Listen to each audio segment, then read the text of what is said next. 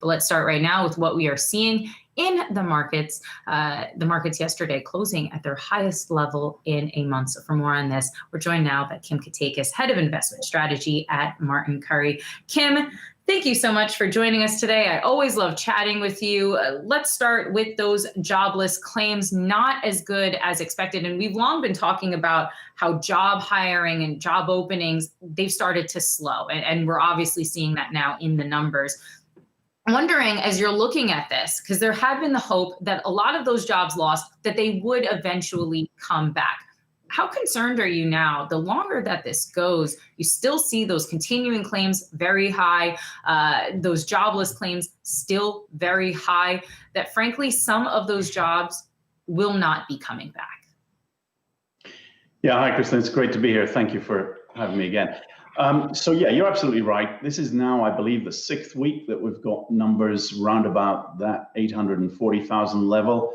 I think it's slightly worse than expectations, but obviously the range of consensus out there is quite big. What I would say is that within those numbers, there's a couple of things to draw out. The first one is that I believe it's fair to say that a lot of analysts got caught unsuspecting in terms of that. If you go through those numbers and check parts of those certain sections that are down to municipal governments and local governments, we hadn't, I think, expected that. We thought it would all be predominantly private sector. Second thing to point out, and this is a bit of the obvious, you did mention airlines earlier in your intro. Airlines have already announced job losses. If they don't get a stimulus package or some kind of rescue package, or a word you want to use, then those losses are going to be piled onto these 840. And, we're not out of the woods. I think Walt Disney's also announced a number of cuts as well. So the longer that this goes on, it's not really, I think, a question of the exact number every week. It's more a question of magnitude and how long that curve keeps going.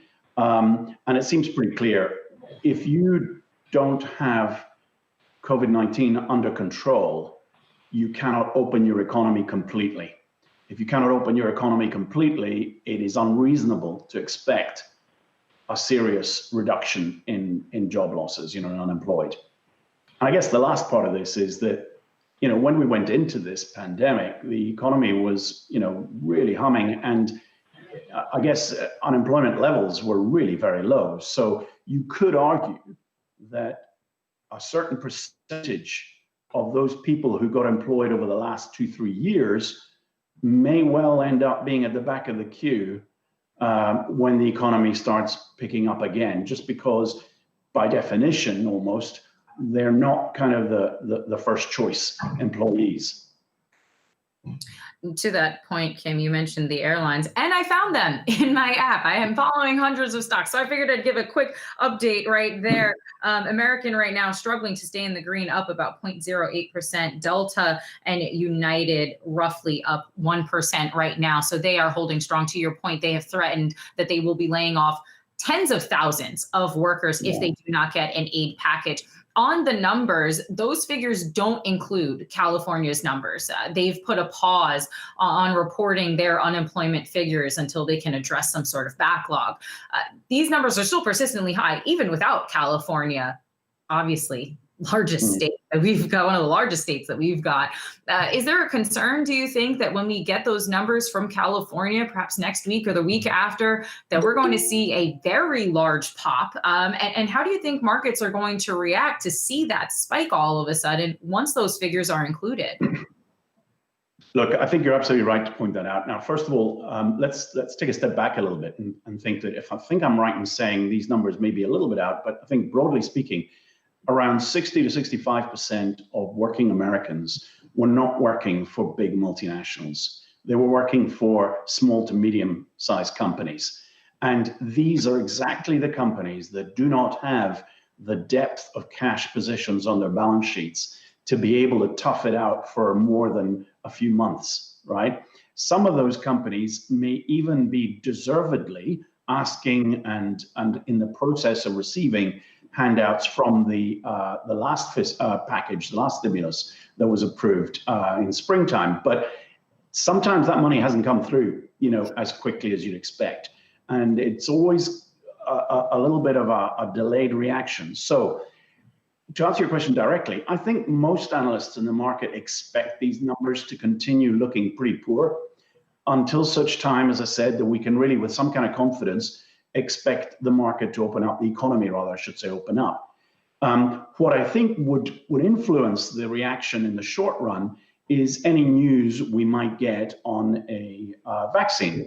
Now, the latest that I've heard, you may have heard different, but the latest I've heard is that we're probably looking at 3 to 4 companies that appear to be getting closer and closer. If the approval comes, the FDA has recently just reverted some of their guidance on that, on the final stages for safety reasons. So if the approval comes sometime before, say, the end of the year, the market is going to anticipate, fast forward in its mind, and rocket away with it, be very excited. The fact of the matter is, though, the economic data will lag because it's going to take a long time to get enough millions of doses out there in the right places to actually inoculate the right number of people to be able to get that economy opened up. Sorry, that's a bit of a long answer, but I hope I hit the nail there. You always hit the nail on the head, Kim. We'll have to bring you back to chat markets even further. Kim Katekis, Head of Investment Strategy at Martin Currie. Thanks so much for joining us today. Thanks very much for having me.